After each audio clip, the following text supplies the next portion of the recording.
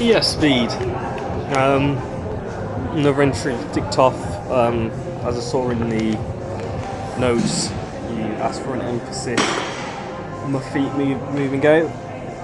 So that's where I put pretty much all my focus on today.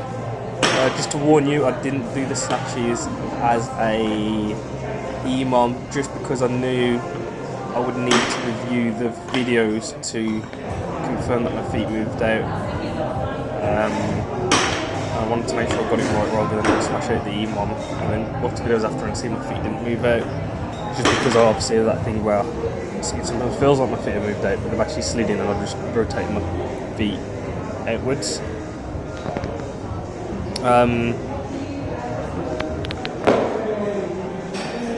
So I recorded everything from the front today, just so you could actually, it's a bit easier for you to see what my feet are doing. So I think this set, feels like my feet are going out wide, but it's just my toes are rotating out and my heels are pretty much landing in the same spot. So I think this one I managed to actually like shift them out, and I felt the difference in this. You can see the face and pull. I'm not quite liking it, but it's what it is. I'm having to, it's a bad habit, but I'm literally like looking at my feet the moment they're landing to like double check if they have moved wider, because I actually can't, because it feels like they move wider when they're just toe out. I actually have to look to see if they have moved or not. However, I did sort of clock that I could tell them move wide like there, because my hips would be like, what the fuck was this? I had to move over in the gym as well. I think one of the PTs wanted the track. I was recording over it.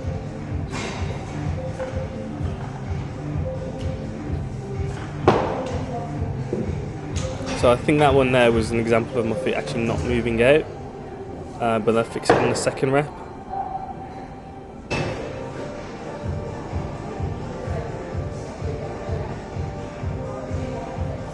In terms of start position, I was trying to put my feet exactly where they would be when I was doing my front squats. And then sort of the goal was, if I could get them much wider than that, I knew it was a wide base. That there was a bit fucked up. I think I caught it. It caught me by surprise in the sensation in the hips. When it sort of pushed me back a little bit. And then the second one, I think my feet slid in. I knew it slid in, so I just bailed the lift. So my feet come in there. I caught that straight away. So I'll try and fix it there. I mean, I can't tell on that one, to be fair, if that was just a toe out or it actually went wider. This one. So feet come in. I'm not happy with it. That's why I double bent, because I thought, oh shit, my feet definitely slid in there. And then pain in the right quad tendon. I was tempted to dump the session there, but I just went back to 60. See what it was saying. So this is where now what I was finding is like the first rep doesn't quite have it slide out. I think they stay like roughly the same, but they just toe out a bit. And then the second rep I'd actually force them out, although I was catching wider than normally on the first one. It was always the second rep where I could actually move them out. In fact, that was quite funny because I went that wide, I actually couldn't fucking parallel, so that was like one of those fake powers. So I think this is when now I started to get the hang of actually being more consistent with my feet coming out. It was still very unnatural, but I think I overdid it on this one here. I just couldn't stabilise it. But yeah, what I found was that although it was getting more consistent, I was having to put a lot of thought into what my feet were actually doing. Like, it was the only thing I could think about. I couldn't think about any other elements in the snatch. I don't know if that was a detriment, but I can't quite tell if I was cutting my pull short in an attempt to lift my feet up and just slam them down as wide as possible. I think that's what was happening. I could be wrong. And then yeah, obviously it's just odd not hitting depth, hitting depth, but well above what I'm used to. It's quite odd. I should note as well, Barty's definitely brushing my thighs because today it's literally tore a hole in my leggings.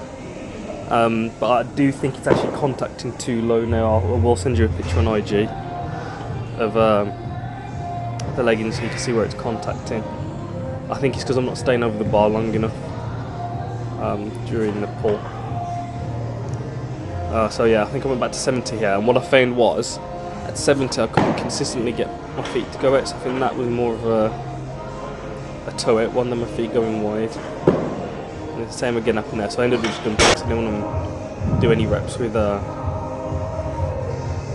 feet not doing the right thing. I think I fix it this time, or I barely do, and I just decide to go back to 60 after this set. Yeah, so my feet slide in then, I notice it.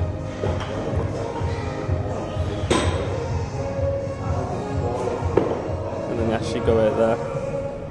It was a bit of a grind stand up. And just because it was a bit more inconsistent at 70, I did a set at 60 again.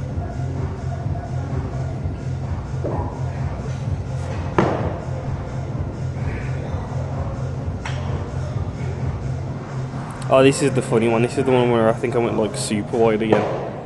And I was like struggling to stand up. And then not much to say on these. I had no chalk. And my hands got a bit slippy, so it sort of flipped me over on the 95 set.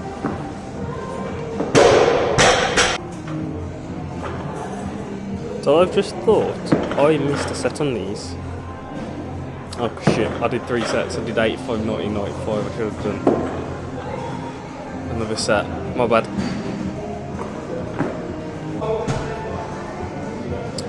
Wait, there is something to say actually. So, it was during the cleans when I was getting into the start position there where the right quad tendon, the one that came in the session, was nagging me. So I ended up just basically not doing a clean pull and just sort of doing an RDL deadlift to get into the position to power. And it was also bothering me when I was doing the hang snatches, the snatch pulls, like getting into a start position. I was actually really struggling to, you know, build tension, take slack out the bar, start putting pressure through the floor just because the right knee was panging me, or the right quad tendon was panging me, which was fucking annoying. Which is why you can probably see here that pull off the floor was a bit loose. And then from touching and going, it wasn't too bad.